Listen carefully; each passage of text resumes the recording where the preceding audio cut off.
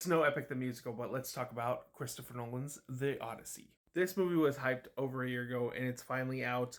And it's probably one of Christopher Nolan's most ambitious movies yet. And that's saying a lot because man makes a lot of ambitious films with Interstellar, Oppenheimer, things of that sort. I say, whatever you do, and even if you're on the fence about watching this movie, the best way to experience this movie is probably going to be in theaters.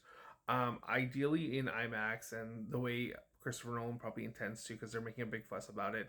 But watching it in the theater on the big screen with the proper sound quality, this movie is an experience unlike anything else that's come out this year. It's a dang near 3 hour film, but it's packed to the brim with content, and that's what Nolan does best. Oppenheimer was a dense biopic, another 3 hour biopic that made almost $1 billion, and this here is also packed to the brim with content. I do feel like some of the story and narrative moments aren't as strong as it is in parts. It definitely is a movie that has some amazing moments that really do live up to the hype and the cinematic quality of the film. But there are some narrative moments that don't always hit or kind of drag. I feel like the first act of the film does take a little while to set up, and then it kind of rushes through the final act. However, this movie is pretty ambitious, and Nolan swung for the fences, and I think he hit a home run for the most part. It's a cinematic experience. It is a hero's journey.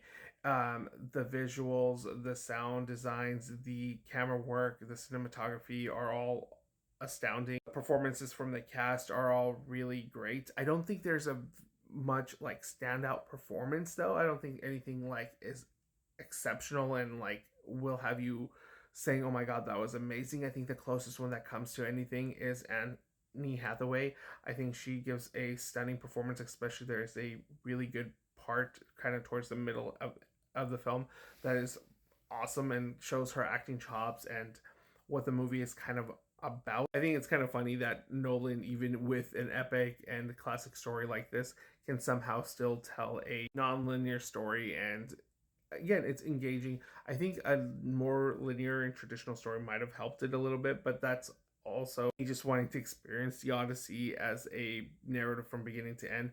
But what he does here is again astounding. I think the star is obviously Nolan in this film, but Matt Damon is really good, and he's a great vessel for this type of a story, and he looks really good in this movie. The rest of the supporting cast is solid. I like I said, but I think the most standout is Annie Hathaway. And also shout out to John Bernthal. He's always great in everything he's in. And this is clearly another hit from Christopher Nolan, and it's probably going to gross $1 billion or close to it at least.